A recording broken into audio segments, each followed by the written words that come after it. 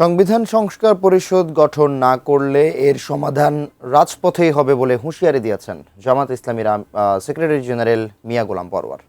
মহাখালীতে দলের ঢাকা মহানগর উত্তরের এক বিক্ষোভ সমাবেশে তিনি একই সাথে অভিযোগ করেন, সরকার আইন সংশোধন করে রিফাইন্ড আওয়ামী লীগকে পুনর্বাসনের চেষ্টা করছে।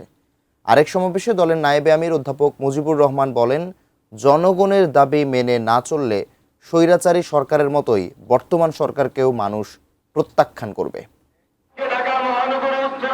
গণভোটের গণরায় বাস্তবায়ন এবং গণহত্যাকারীদের বিচারের দাবিতে রাজধানীর মহাখালীতে জামায়াতে ইসলামী ঢাকা মহানগর উত্তরের আয়োজনে বিক্ষোভ সমাবেশ ও মিছিল।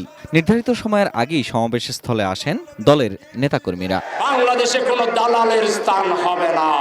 সমাবেশে দলের সেক্রেটারি জেনারেল মিয়া গোলাম পরোয়ার বলেন, ক্ষমতায় এসে জুলাই সনদের কথা ভুলে গেছে বিএনপি সরকার। সংবিধান সংস্কার না করে সংশোধন করলে ফ্যাসিবাদ নির্মূল হবে না বলে দাবি করেন তিনি। 70% মানুষের রায়ের সাথে আপনারা বেইমানি করতে পারেন, আমরা বেইমানি করতে পারব না। গণভোটের গণরায় কার্যকরের জন্য পার্লামেন্টে সংবিধান সংস্কার পরিষদের আহ্বান করুন।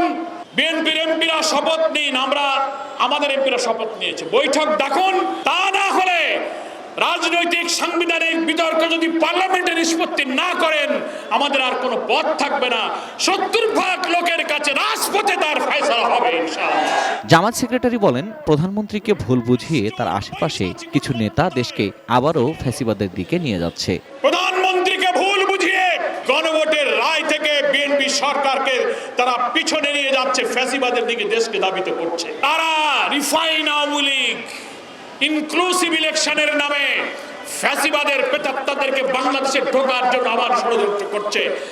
আমি ঢাকাবাসীকে বলতে চাই, আবার যদি 24-এর রক্তাক্ত ইতিহাস সৃষ্টিকারী ফ্যাসিবাদের প্রেতাত্মাকে এই সুযোগ দেয়, আপনারা কি মেনে নেবেন? প্রশ্নই আসে না। পরে একটি গণমিছিল বের হয় মহাখালী কলেরা হাসপাতালের সামনে থেকে। মিছিলটি নাবিস্কো মোড় 7 রাস্তা হয়ে মগবাজারে এসে শেষ হয়। এদিকে একই ইস্যুতে শনিবার বায়তুল মোকাররমের উত্তর গেটে সমাবেশ ও মিছিল করে জামায়াতে ইসলামী ঢাকা মহানগর দক্ষিণ। মিছিলের আগে সমাবেশে দলের নায়েবে আমির অধ্যাপক মুজিবুর রহমান বলেন, যতদিন বিএনপি গণভোটের রায়কে সম্মান করবে না, ততদিন তাদের গণতান্ত্রিক দল বলা যাবে না। আপনাকে অবশ্যই জনগণের ভোটের কাছে সারেন্ডার করতে হবে। যতদিন পর্যন্ত সারেন্ডার না করবেন, সংসদের ভিতরে আন্দোলন চলবে, বাইরেও আন্দোলন চলবে। এই আন্দোলন থেকে সরকার রক্ষা পাবে না।